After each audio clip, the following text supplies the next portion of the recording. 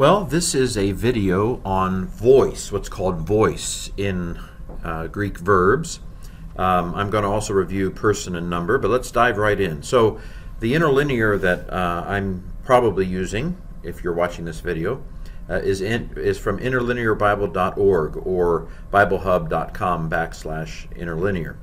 And the way it lays out its Greek of the New Testament is something like this. So that first you have a number. So for example, 2064 is the 2064th Greek word in Strong's Concordance. Strong's, as you know, Strong was a guy from the 1800s that didn't have television, and so he lined up all the Greek words in alphabetical order and numbered them. And if you click on 2064 in interlinearbible.com.org, it will take you to a very brief definition.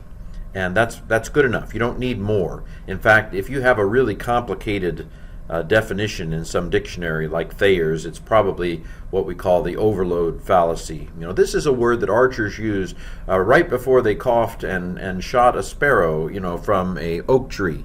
There's a lot of kind of overload in the old-time Greek dictionaries. It's a fallacy. So really a definition is a one or two word synonym.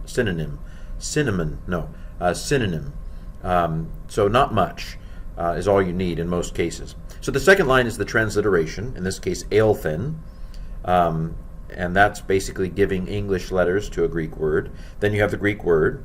Then you have a rough translation. So eilthen means that a he or a she or an it came. Without a context, you don't know whether it's a he or she or an it. But anyway, and then you have the code. And so there's the code. Probably, if you're watching this video, you already know that the V on the front tells you that it's a verb, and a verb is, of course, either an action word or a being word. So an action word would be like run, jump, hit, smile, sleep. Sleep is a action verb, even though it's a passive activity. That's not important right now. And of course, being verbs would be like is, become, were, am, are. Okay, so let's dig in a little deeper with the code. So here's the code. V stands for verb, and then AIA is tense, mood, and voice. So aorist, which is something you probably haven't had yet, it's a Greek tense. Not correct, but we're going to start off by thinking of it as a simple past tense. That's not the best answer, but that's where we'll start. Past tense. Indicative is a mood where you're indicating something. He came, for example, would indicate that he came. But what we're interested in this video is active. Active is called the voice. This is the voice. Anyway, why do they use the word voice? I don't know. It's not actually very helpful. But that's what we're going to go with because people have been doing it for years. So 3S, you probably know if you're watching this video that 3S stands for third person singular. Okay, so what is person and number? I'm not going to spend a lot of time on this because you probably already know. But for example, if you take agapesen, it has a Strong's number of 26, fairly early on in the dictionary, because the dictionary form of this word begins with an alpha, which is an A, the first letter of the alphabet. Then loved is the basic translation. It's he, she, or it loved. We don't know which, because this is a word without a context. So V means verb. AIA means aorist indicative active. We'll go ahead for a beginning video, call it a past tense. Loved, not loves, but loved. And then active, it's active, that A. But third person singular means third person singular. Singular means there's only one person doing the lovin'. And then plural, if it was plural, if it was 3S, then it would be that more than one person was doing the lovin'. They loved would be if it was 3P. But it's 3S, so it's a he, a she, or an it loved. Maybe this is from John 3:16. God so loved. Maybe. Okay, person, again, you probably already know that. The first person is either I or we, depending on whether it's singular or plural. We're the ones doing the speaking. Second person is either you or you. Sometimes I say y'all or yous for the plural, although that's not really real. But you are the one we're talking to. And then the third person is either he, she, or it, if it's singular, or they, if it's plural. Now, of course, there probably will be a specific he, or specific she, or a specific it, or a specific they, in whatever sentence you're looking at. But this tells you the domain, as it were, of the subject. the subject is either a he, she, or it, if it's third person singular, and the subject is some kind of they, if it's third person plural. Okay, now let's get to what this thing is about. Well, AIA again. So here's this one again. AIA means the tense, the mood, and the voice. I mainly want to do the voice today. We'll have other videos on tense and mood, or other lectures on tense and mood. So I want to lock in on the voice for the rest of this video. So voice in English is either active or passive. Greek has something called a middle, which is in the middle between active and passive, you might say. But let's start with stuff we already know in English, active or passive. So in active voice, the subject does the verb. Ken hits the ball. Ken, the subject, is doing the action, hits to a ball in this case. Now in the passive, the subject is done by the verb. So that would be like Ken is hit by the ball. Notice it takes two words in English often, maybe sometimes more than two words, to capture a passive. Greek can do it in one word, but in English we often need what's called a helping verb, like is or are, to get a passive. Now the middle is somewhere in the middle, like for example, Ken hits himself, where Ken is both acting, he's the subject, Ken hits, he's acting, but he's acting in some way on himself, which is like passive. So the middle voice in Greek is weird, and it has a sense of kind of the subject is doing something, but that thing that the subject is doing somehow reverberates back upon the subject. Okay? So, active voice again. If we take agape sen again, I've highlighted the voice part in red and bold. So that A there stands for active. The third A, the second A stands for active. God loved. So God is the subject in this particular, whatever verse I took this from, maybe John 3:16. God, the subject, is doing the verb. God is doing the loving. Therefore, it's active. Hopefully you can ask me questions, at least not right now, but hopefully that's fairly clear. So the code, the third letter is going to either be A, P, or M in that middle section, and the A will stand for active, and the P will stand for passive, and the M will stand for middle. So the passive voice, again, we have this in English, so this shouldn't be too hard, although we have to learn some lingo that we probably don't pay much attention to. So here's an example of a passive. So it's Strong's number 5392. The 5,392nd Greek word that Strong's identified when he was doing his magic back in the 1800s. Transliteration there, again, an omega translates with a long O, and an eta translates with a long E. The iota subscript is not transliterated. I feel sorry for it, but that's just the way it is. Now notice the translation, might be saved. You'll notice in the code it says ASP, ASP. The S is where the might is coming from. Don't worry about it, we haven't gotten there yet. But the P we have now gotten to. The P that I put in red is the passive. And that's where the be comes from. Be saved, might be saved. Have been saved. Been would be the passive part. So have been saved, I am loosed.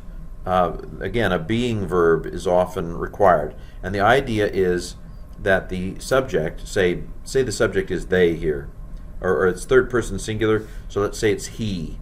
He might be saved. So he might be saved there. He is being saved. He's not doing the saving. It's not he saved. It's he might be saved, or he is saved would be another passive construction. You get what a passive is? So in the passive, the subject is done by the verb. He's being saved. He's not doing the saving. If it was he saved, it would be active. But if it's he was saved, or he is saved, or he will be saved, or he might be saved, those are all passive kinds of construction. Okay? So the P means passive, might be saved. Okay. Now, if you've gotten what I've said, you're going to do just fine. Let's say you've run out of, I'm sorry, I've run out of brain space. May I be excused? That's the main stuff that you need to know. Okay, things I've already said. The subject is being acted upon, being saved. But if you have a few more brain cells, let me tell you about this middle voice. The middle voice, don't worry, be happy. It's pretty rare. The middle voice isn't used that often. And so don't worry, you'll be just fine if you don't get this next bit here. Again, the middle voice, the subject acts, but in some way it affects the subject. So the subject both acts and is acted upon in some way. Sometimes, of course, the middle doesn't have any special meaning at all, which is why a lot of times you just look up in a Greek dictionary. So if you get a really sophisticated Greek dictionary, it will tell you what a particular word means in the middle voice. There are some crazy ones. So for example, there's a verb called archo. It's alpha, rho, chi, omega. A-R-C-H-O, archo. Archo, when it's active, means rule. So the word archo means I rule. But when it's in the middle voice, archomai, it means begin. Who knew? I mean, don't try to figure it out. It's just weird. So archomai in the middle voice means I begin. Don't ask questions. So how would I know that? Well, it's just I would get a hold of a Greek dictionary, and as I looked in the Greek dictionary, it would have active, and it would tell me what archo means in the active, rule, and then it would have another section where it said middle, and it would tell me that in the middle voice, archo means begin, and so I just go with it. So again, probably at this stage of your Greek life, you're just trying to use an interlinear and make sense of it. And so you don't need to necessarily be able to predict these things. You just need to be able to say, oh, this is middle. That's why this is weird. That's what we're looking for at this point. So if you need to know, if you want to know about the middle, if you want to be able to predict, what it means, here's an example from Luke 12:15. So you'll notice in the code it's a verb, it's present imperative. We haven't had imperative yet. The middle PMM, the middle M means it's imperative, which means it's a command. We'll get that later. But the final M means it's middle. So how do I get that? Well, it tells you to be on guard. Well, if you're on guard, probably you're being on guard in some way to protect yourself, right? So you are acting, but you're acting in a way that affects you. And so guard yourselves could be a translation here. The logic of it being middle is the fact that you're not guarding Chet or Biff. You're guarding yourself when you're on your guard. So be on guard is a translation. You could also translate it guard yourselves, and it's middle. Let me mention. I was teaching a course yesterday on Colossians, and we got to the household codes where it says, "Wives, be subject to your husbands" in Colossians 3, and it's a middle, and so it's a submit yourselves kind of thing, which I've heard some argue it's not about it's a willful act. In other words, it's not something that you're just a slave to your husband. It says submit yourselves, and so it's an act that you do in relation to yourself. And of course, I believe that that has to do with God speaking to a particular culture at a particular time and place. But that's not important right now. But anyway, it's a middle. It's a middle there. So there are like 4 basic possible nuances the middle can have. It can be reflexive. That's the guard yourselves one. It can also be intensive. You yourselves guard, the kind of emphasis on the subject. It can be permissive. Let yourself guard. In the let, these are nuances that when you move beyond beginning Greek to intermediate Greek, you can play around with these. When you see a middle in your in the Greek, you can kind of run it through. Again, a lot of times it's just a matter of this word means this when it's middle. But if it's a matter of a nuance, you might go through this list. Is it reflexive? Is it intensive? Is it permissive? Or is it reciprocal? Guard one another. So these are all possible nuances that the middle voice can have in Greek. Let me sum up the middle. Basically, most of the time, it's going to either make no difference at all that you notice, or it's going to be something you look up in the dictionary and find out what that word means in the middle. Sometimes it does have a nuance, and here are the four kind of nuances the middle voice can have. Well, okay, how's your brain? You got active, you got passive, you're good. Maybe you've got a little bit of middle, okay, I know there's this weird thing. Well, I can't leave you yet. I'm sorry. Now, there is a certain kind of word in Greek called a deponent. And again, you don't need to know much about this in the first semester with me. But second semester, we're going to come back to it. Basically, Greek has an annoying group of verbs that look middle or passive, but they're translated actively. I used to talk about that Bugs Bunny cartoon where the coyote puts on a sheep costume to try to disguise himself. He looks like a passive sheep, but he's really an active wolf. You've probably never even seen Bugs Bunny. But anyway, it's an annoying group of verbs that look passive or look middle, but it actually has an active meaning. So basically, what do you need to know if you're taking this in a tools course?